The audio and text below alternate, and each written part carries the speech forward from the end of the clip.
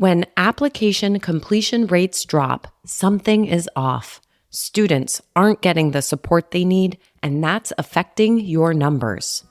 Enter Element 451's AI assistants. They step in where students struggle, offering real-time answers and advice, guiding them through every step. Learn how AI assistants can boost your enrollment outcomes. Visit element451.com/AI team to learn more. One thing is mindset. I used to, when I was in high school, say all the time, I have to go do this. I have to blah, blah, blah, blah, or I have all this stuff on my plate. And I got to the point where when I started to feel like that, I would change my mindset and I would say, no, you get to go do this cool thing. This morning, I got to fly across the country because my law firm needed me in another city. And so when you say it like that, you realize the privilege of opportunity that you have.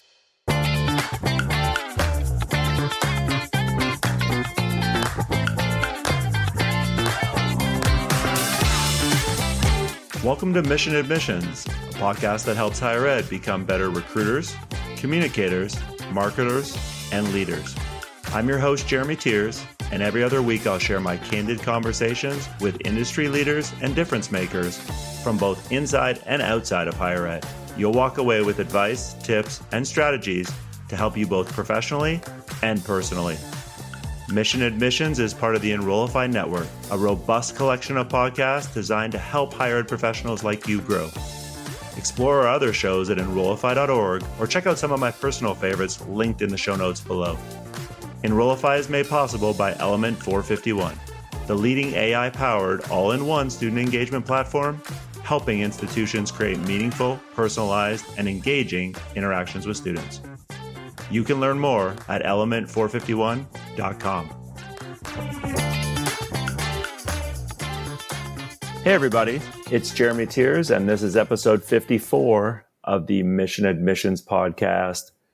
I know that many of you who listen regularly are either Gen Zers or you manage Gen Z team members. So I think you're going to enjoy my conversation today with Amber Hulse, a Gen Zer who has had an extremely memorable 2024.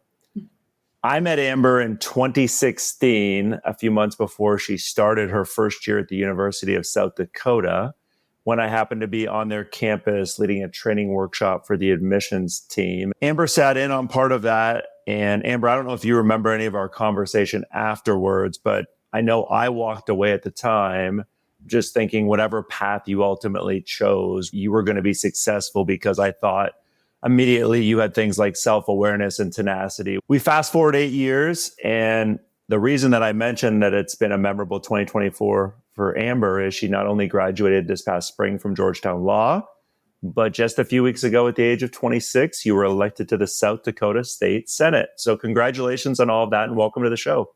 Thank you so much, Jeremy. I appreciate you having me on and your very kind words. I don't remember that conversation, but I am baffled that I left such a lasting impression on you, especially it being so many years and at such a young age. Thank you for sharing that with me, because as a young person, you don't always know that you leave a mark on people, but it's great to know that I had a vision in me even at that age. Well, it seemed like you had a focus, and whether you knew it or not, you did things that I would argue you just don't see in a lot of young people. I would love to start there, though, because you just got me thinking. So what do you think then makes someone memorable, Amber? Meaning you obviously have met a ton of people in your young career. And to your point, I wouldn't expect you to remember every conversation, but the ones that you do remember, if you think about those, what do you think makes those conversations or those interactions with people when you meet them so memorable? I think a lot of people are scared of being themselves, and they're scared of being authentic. I love some of Brené Brown's work on being vulnerable, because in order to be memorable, you have to be different. And being different is difficult, especially in the age where everyone has a cell phone or a computer that they can say anything they want about you. But the conversations that I think I've left lasting impressions on people are the ones where I am straight up about who I am, what I want to do with my life, and unabashedly afraid to tell people that. I think that young people are so afraid of being judged that they are scared to say out loud what they're really feeling. So I think everyone kind of has something in their heart of hearts that they truly want to do, or that they have this idea or dream, but they're scared of chasing it or going after it. So to me, I've had other people tell me too, I remember the moment that I met you. I remember the conversation that I had, and it is so surprising to me because I don't remember these conversations, and I wasn't trying to be different or try to stand out. I wasn't a try hard. I was just being myself. But I think that those conversations are as memorable as they are because I was truly just being myself, and I guess saying the quiet part out loud. Well, and it just makes me wonder because to your point, I love how you hit on you have to be different to be memorable. I 100% agree. It's just what you think might make somebody different could be different than something that I noticed that just is different for me. But one thing, as I said, that I thought you had a lot of when I first met you was self-awareness. And I'm just curious whether you thought you were self-aware back when you were, 17, 18, 19 or not. Talk to me just about like how you develop not only being self-aware, but just having the confidence to your point. Like you just said, hey, like I am who I am. I'm going to tell people that. Where does that self-confidence come from, Amber? Have you always been confident like that? Or do you feel like that's something where, no, I remember I got to like this age and all of a sudden it just clicked? Any thoughts on all of that? I don't think there was ever a moment where I got to a certain age and you're just immediately confident. I do remember in middle school being very much the girl who knew answers to the teacher's questions but wouldn't raise her hand because she was afraid or shy. At one point, I kind of had the ugly duckling experience where I came into myself. And I think the competing in pageants helped me blossom a lot too, because that forced me to, again, unabashedly be myself on stage in front of others. So it got me out of that shy wallflower shell a little bit. But I think I got to a point where I realized that if I was being bullied about something, it was because I was different. And that even if you did everything that the mean kids wanted you to do, or, you complied with what the social caste was in high school, that you were still going to get made fun of and judged, even if you were a popular kid. And so I got to the point where I was like, I'm, for lack of a better term, damned if I do and damned if I don't. And so I just started to do what I wanted to do because either way, somebody was going to say something about it. And that's true at 26 now as much as it was at 16. You mentioned competing in pageants, and at 13, you start doing the Miss America organization stuff. You grew up in a super small town, almost as small as my wife. I had to look. So I think a couple thousand people in Hot Springs, South Dakota. My wife grew up in a town of about 800 here in Southern Indiana. And I just wonder what drove you to want to start to do pageants as a teenager? So I actually was not my idea. I had a really close girlfriend who had been doing them since she was practically born. And I was her tomboy best friend. And there was one weekend where we wanted to hang out with each other. And as middle school girls do, she said, well, why don't you do this pageant with me? And then we can get to hang out and spend time together. It was pretty much as simple as that. Somebody lent me a dress from the 1980s that their daughter had worn in a prom or something. And I already played the piano and I really liked being on stage and performing. And so this was another opportunity too, to get to perform other than at the school talent show. And so those two things combined, I did it. I hated it initially. I remember telling my mom after I did the first one, I'm never doing that again. And she said, well, you know what? There's one next weekend up in Rapid City, which is a larger city. So there was going to be more girls competing. And she said, why don't you just do one more since we already bought all the stuff that you need to do this? You've just done one, so you know what it's like. Just do it one more time and then I'll never ask you to do it again. And I went. I was 13 years old. So I was an 8th grader, competing against girls that were seniors in high school, much more candidates, girls that had won titles previously. I ended up winning somehow. And my mom in the audience literally screamed out loud when they announced my name, "You're kidding me, right?" As if it was one of the other parents upset that I had won when it was my own mother. From that day forward, I got the bug, they say. I had a really incredible mentor when I first started. That was my director, who is actually one of the best election law lawyers in the state of South Dakota, a former Miss South Dakota, and has been my mentor to this very day. And so even at my current job, there are people from Washington, D.C. who know her, who said, "You remind me of her." And I said, well, it's funny enough that she was a part of the woman that I am today.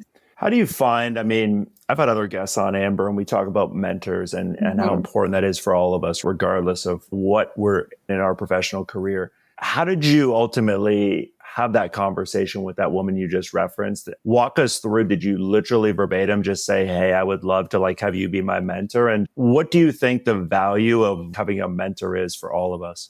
I would not be the person I am today without other people helping me up. There's a South Dakota saying about if you see a turtle on a fence post, it had some help getting there. And I so much feel like that turtle on the fence post because I sometimes feel like, oh, I don't really belong up here, but I got there because I had some help, right?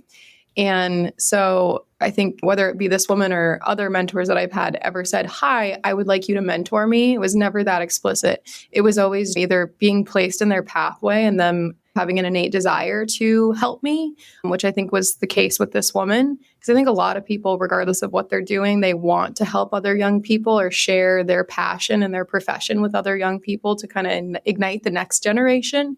So I've experienced that. And then I think I've also just really met people who I admired. And I told them that I admire you and I want to be like you when I grow up one day.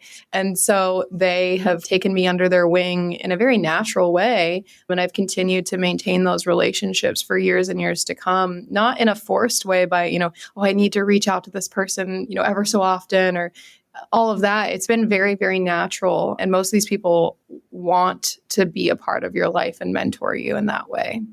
What's the biggest thing that you feel like, if it takes you a minute to think about this, totally okay, but how have you grown when it comes to developing relationships over the years? Because again, I don't know if it's always been easy for you, as we were talking here, to talk to other people and to just have those kinds of conversations, but how do you think you've grown in terms of the way you develop your relationships?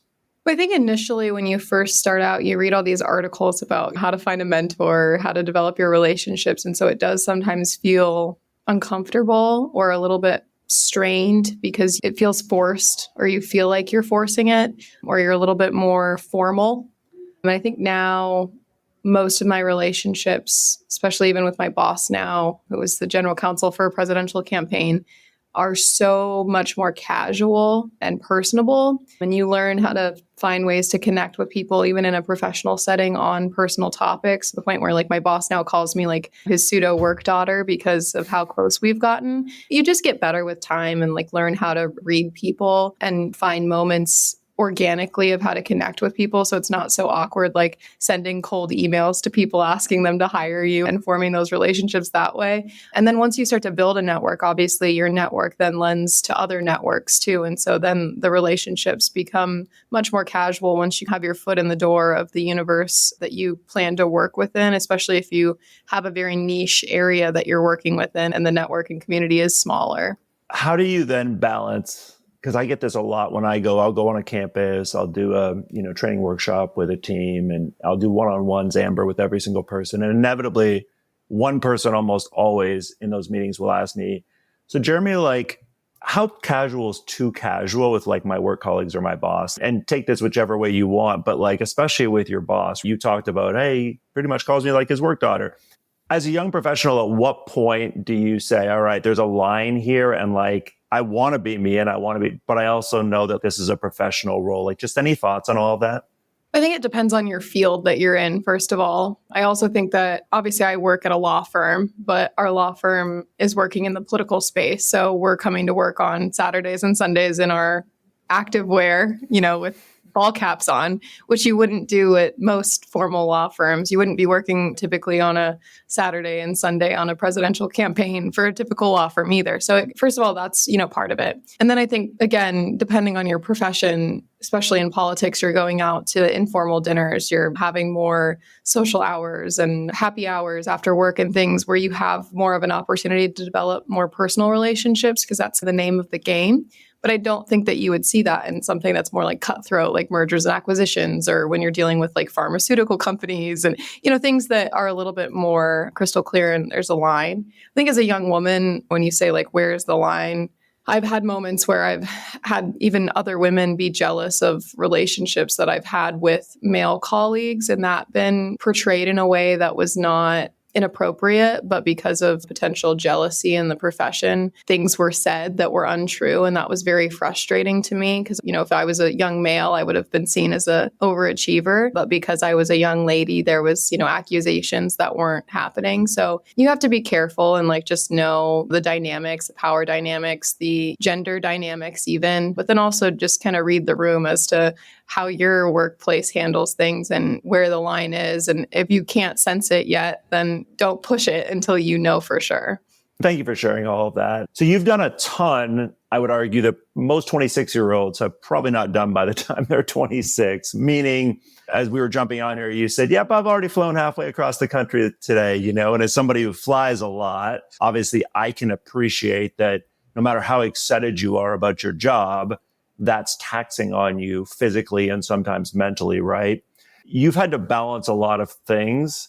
How do you differentiate between, I have all of this ambition, I get excited, but I also have to find ways to basically say, I don't want to put too much pressure on myself?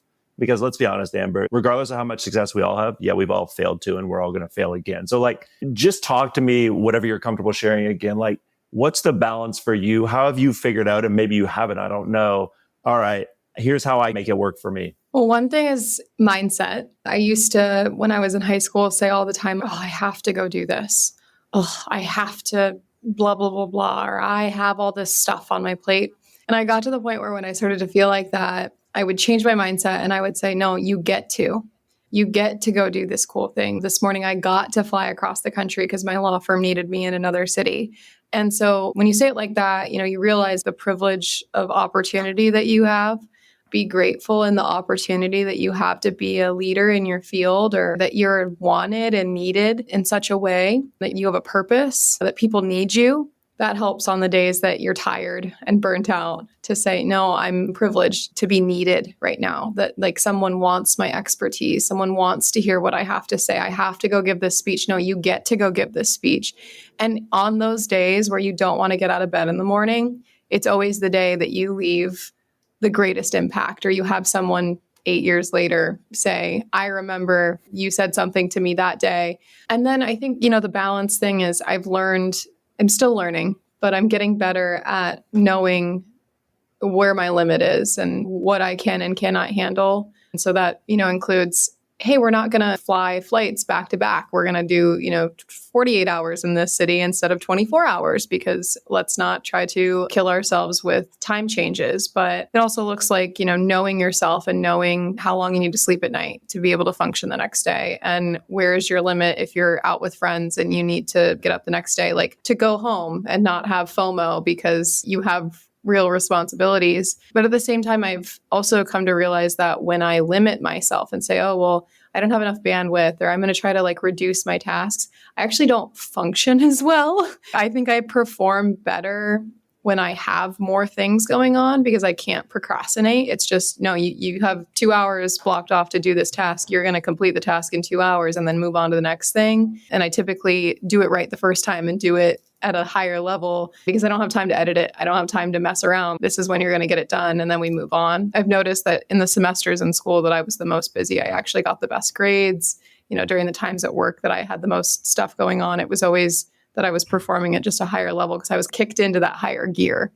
I would be curious to know what habits, just anything we haven't discussed. I love that you hit on mindset, but what other habits do you feel like, hey, because I've done these things, these 100% have contributed to the success I've had, whether it's in pageants, it's in school, it's at your law firm, it's literally winning the state Senate seat. What are some other habits you feel like that have really been good for you that you do a lot of consistently? I'm a big task tracker. I love apps like Asana or journals, even if you can't have a computer near you, that you can write down your tasks and fill in. When I was in college, I used to use these sheets that had 30-minute time blocks on them. And I would fill in how much I thought a task was going to take me. So I'd list everything I needed to do that day and then how much time I thought each task was going to take me and then fill them in. Now they have AI programs and things that do all that for you. I don't use those, but I do always have a to-do list or a note in my phone so that I can kind of brain dump all of the things that I have to remember out either on a piece of paper or in some kind of electronic, because you just don't have the brain capacity to be able to remember everything and then also do everything. And so as I think about things or as I remember stuff that I have to take care of or thoughts that I have, ideas, I jot them down immediately because I know that I'm racing around like a chicken with her head cut off sometimes, and I'm not going to always come back to that thought when then it comes time to actually execute on the task. So those things have been really helpful. So just like organization strategies. And then one thing that has really kicked me into like the highest gear that I've ever functioned in. I was prepping to leave for Miss USA. I was in my 3L year of law school, and I had actually just switched law schools because I was competing as Miss South Dakota. And so I needed to be back in the state of South Dakota, not in Washington, D.C., so that I could go to events as Miss South Dakota USA. And so I did one semester at the University of South Dakota School of Law. So I was dealing with like a whole new life, essentially. I just moved back to this town that I had gone to undergrad in, was competing for Miss USA in 2 weeks, also in school taking, classes that it was a lot harder to hide in Vermillion, South Dakota versus classes of 100 people at Georgetown. And I really went on a fitness journey where I learned that what you eat and how you take care of your body contributes so much to how your mind works. And so I never really, as the band nerd, was into sports or into the whole fitness thing, but it made me realize how important even every bite of food that you put in your body can impact how you feel and how your brain functions, which was incredible to me. And that's an area that I'm still working on now, but I'm realizing that can really kick you into high gear when it comes to endorphins and just the ability to get through a long day of sitting and staying awake and just taking care of yourself. Because if you don't take care of your own health, then what good are you? If your body's not functioning right, your brain's not functioning right. Worlds colliding, because everything you just talked about with mindset and physical health, I'll call it. I literally at 9:20 this morning did a Zoom training with an admissions team in New York. And that's what we spent 25 minutes talking about, was not only the importance of mindset as you start your day, but one of the things I told them was exactly what you just hit on, which is all of the physical health 100% contributes to your mental health, especially your mindset. And that all ties in with productivity. I would love to pick your brain on some Gen Z things, because obviously I think there are a massive amount of stereotypes about Gen Z out there, and I get asked a lot about it. I'm often asked, probably the top things, Amber, is just like, all right, Jeremy, I have these Gen Zers, and I just don't understand why they can't take self-initiative like my older staff does, and why they need more direction and why they need more guidance. Take that any which way you want, but what advice would you give to a leader listening to this going, what is it about Gen Z? Like, why can't I get them to do things this way? Well, I don't really fit in with my generation when it comes to this, but I do live amongst them. So I can tell you, at least from my experience, also dealing with them and trying to understand what the situation is. I mean, we're the hand-holding generation, right? We're the fill-in-the-boxes worksheet generation in school. We're the participation trophy generation. We are the helicopter mom generation. And so we've never been allowed to fail in some ways, and we've never been allowed to experiment in a lot of ways either. We're very much the check the boxes, fulfill the task. Once you realize that that's where we're coming from, you can see so much growth in someone or even just a team if you give them the opportunity to feel like it's okay to experiment or to give them the initiative. At least for me, like I've had the most moments of excelling as an individual or feeling like I was able to take my own initiative when I was given kind of that like sink or swim opportunity to either prove that you could do something or not, and was sent out without any instruction or little instruction to accomplish a task, because then you feel so empowered when you've done it on your own. I'm 26. I'm not on my parents' health insurance. It's unbelievable to me, like how much we still and people are calling me a kid. I'm like, you guys, when you were my age, you had a house, 3 kids. Like we've babied our generation for so long. So now we're not really even adults until we turn 30 now, which is insane. And so we get these higher degrees. We go to school for 10 years, it feels like. And then we're out in the world, and then we're expected to immediately act like adults after we've just been treated like children for 10 years. That's, essentially what the deal is. And I even used to talk about this when I was talking to high school students about choosing what they were going to major in. I mean, at the same time, you're being treated like you can't ask to go to the bathroom. whenever you want to go to the bathroom like a normal adult, you're also being tasked to decide what you want to do with the rest of your life. The world that we've grown up in, it's so funny. And I'm not saying that we don't take advantage of it either, because there are some people who just want to be babied and then use that how they may. But you just have to remember like the world in which we grew up in, and we really haven't been allowed to be independent in a lot of ways. Have you ever dealt with imposter syndrome? I think we all have. At least if you haven't, or you say that you haven't, I think you're lying. Yeah, especially when I got to the White House internship program when I was a senior in high school. I think that was like the biggest one for me. So how'd you deal with it? I think I just realized that like I was selected and I was put there by the same selection committee as everybody else sitting next to me. And so I belonged there for a reason. And then as time started getting further down the line, I realized that I was doing better work product and getting more attention from the bosses than like some of the people that had gone to the Princetons and Yales of the world, and realizing that I belonged there to the point where, life works in very mysterious ways. 4 years later, my boss at the White House is actually running the operation that I'm working for now. And so literally right before we recorded this podcast, he walked by me in the hallway. And so you never know who is going to be in your life and placed in your life for a reason. And I think the moments that I had the most imposter syndrome, where I was like, why am I here? You figure it out like 3 or 4 years later and realize why you've been selected in whatever capacity. Because, I'm Christian, and I really do believe that God has a plan for you, and that like there is a purpose to everything that happens to you. And so in those moments where I feel intense imposter syndrome, I know that it's just kind of like a challenge or a test, and that there's like a reason for it. And that gives me a little bit more assurance to keep going. I had, a guy by the name of John Steven Stansel, who is very well known in the social media space, on my podcast last season, Amber. And he's like, Jeremy, have you ever walked in a room and somebody's been like, Amber, you're an imposter? Like literally that's verbatim what he said on the podcast. And I'm like, of course not, because none of us have ever had that. Nobody's ever like pointed us and said, you're an imposter. And I think it's almost, I don't know, me personally, I feel like it ties in with that self-confidence and mindset stuff. And it's, to your point, reminding yourself, no, I belong here. I have achieved things. For example, in a lot of cases that have put me in this position, it doesn't, mean I'm not going to make mistakes, but like, it's just reminding yourself sometimes there's no reason to believe that I can't be successful at whatever it is I'm doing if I'm, having the right kind of habits and constantly trying to grow. Well, and on that, not only has no one ever pointed to me and said, you're an imposter, but quite frankly, in the rooms where I'm maybe the least credentialed and people are like, why is she in this room? It's almost the inverse effect where they're like, hey, did you hear about the girl from South Dakota? How did she get here?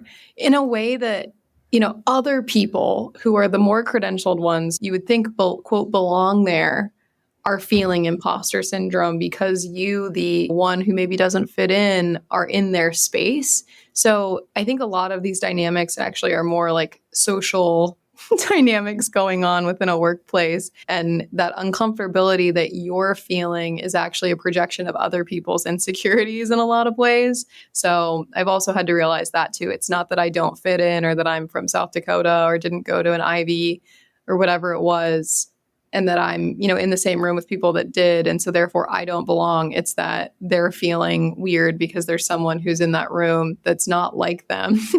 Yeah. So no, I think imposter syndrome in some regards is we're just worried about what other people think, back to some of the stuff we talked about earlier. And we get so caught up in that we just almost feel like, oh my gosh.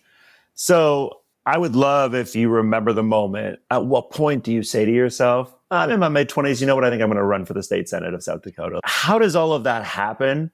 Not because, again, it's surprising that you did, but again, you're doing law school, you're doing all these other things, right? So it's not like you had all this extra time on your hands. At what point did you just say, you know what, this is something I seriously want to do? Like, do you remember that moment? I remember being in 7th, 8th grade, kind of right around when I started pageants. There was something going on in my hometown that like government bureaucracy in DC was going to really upend life in the way that I knew it in my small town. And I was really confused as a middle schooler as to why there was some bureaucrat somewhere that could flick their pen and change my life in that way. And that was really formative to me. I sent a letter to the White House, and it was like a 7-page letter that I wrote, probably like the longest essay I'd written at that point in my life. And it was more well-written probably than most of the adult letters that were sent during the same letter campaign. And I got a response from the secretary of the department that oversaw this issue. So, it had to go through some hands and they had to respond, which now that I have worked in government is a big deal. And from that moment on, I had an interest in government and I had an interest in being a voice for my community in whatever way that kind of took place. And then when I was a junior in high school, I went and I paged in the state capitol. And that was when I knew that that was what I wanted to do with my life for sure. Where other kids were falling asleep in committee hearings, I couldn't wait on the edge of my seat for every single word. I didn't want to leave, so much that I came back as a senior and it paged again. And from that moment on, I was obsessed with politics and government. And I knew that I wanted to run for office at a very early age. I didn't know what capacity it was necessarily going to be in, but then paging really made me realize that the state legislature was where I wanted to start. A couple other things I would love to ask you about, not just for Gen Z, but I would argue for my generation as well, or any generation. Work-life balance gets talked about and is important. And I'm not sure what your take is on it, but here's what I would love to know if you're comfortable sharing. What does a healthy work-life balance look like for you? I don't know if I'm the best person to ask that question, given that I just came off of working on a presidential campaign and was working 18-hour days and sometimes not sometimes, we were working on Saturdays and Sundays. So this is a discussion that I've had recently with a lot of people that are close to me in my life about not giving my entire life to work, because at the end of the day, it is a job and, you are fireable and they can replace you. And, your family is so important and your friends are really important. And this is an area that it ebbs and flows, especially given the nature of my job.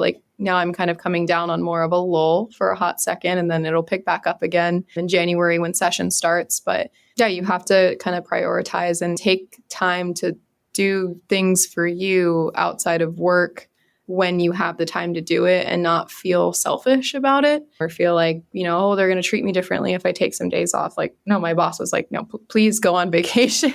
You need to go on vacation. So it's hard though. I will say it's something that I'm working on right now, and I'm kind of a workaholic. So like I said, I'm probably not a good person to ask that question. Well, but I truly believe, this is just my point of view, Amber, but work-life balance is what makes you happy.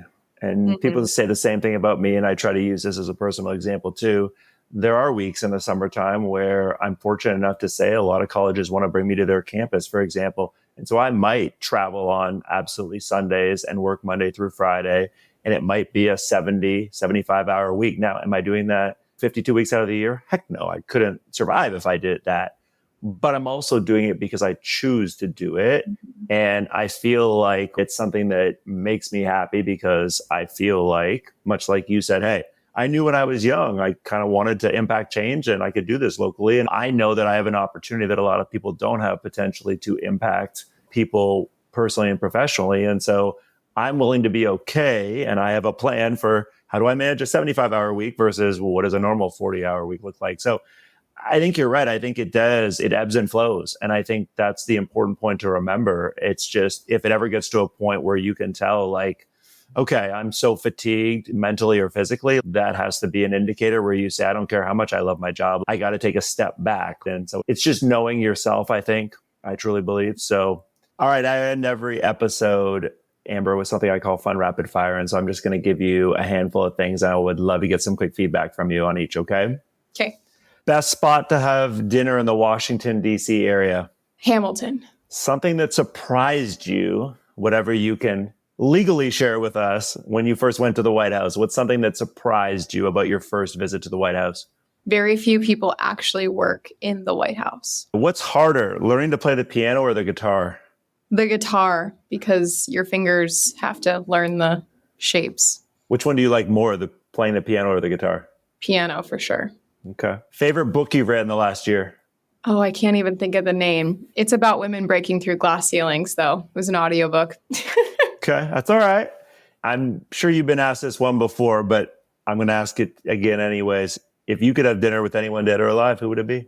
Eleanor Roosevelt, because she was called First Lady of the World, and she very much did her own thing and ran her own deal on the side. She was known to carry a pistol in her glove box and told Secret Service to essentially get lost so that she could go do her own thing. And so I feel that. I think that her and I would get along. Listen, I appreciate you, sharing so much today, and I'll use the word being a little vulnerable. I know it's not always easy for all of us, but to Amber's point early in this podcast, any of you listening, I think vulnerability is an important thing that a lot of people need to embrace more and understand that so many people out there just want to help and are willing to help if we will let them help. But if we won't let them help or we won't ask for help, it becomes much, much harder. And I don't know a successful person, Amber, myself included, who have got where we are by ourselves. We need the support of other people. So Amber, thank you for being on, and I look forward to the next time we have a conversation together. Yeah, absolutely. Thank you so much for having me, and I hope that something that I said helps someone out there listening. Mission Admissions is part of the Enrollify Podcast Network. If you like this podcast, chances are you'll like other Enrollify shows too. Our podcast network is growing by the month, and we've got a number of marketing, enrollment, and higher ed technology shows that are jam-packed with stories, ideas, and frameworks, all designed to empower you to be a better higher ed professional.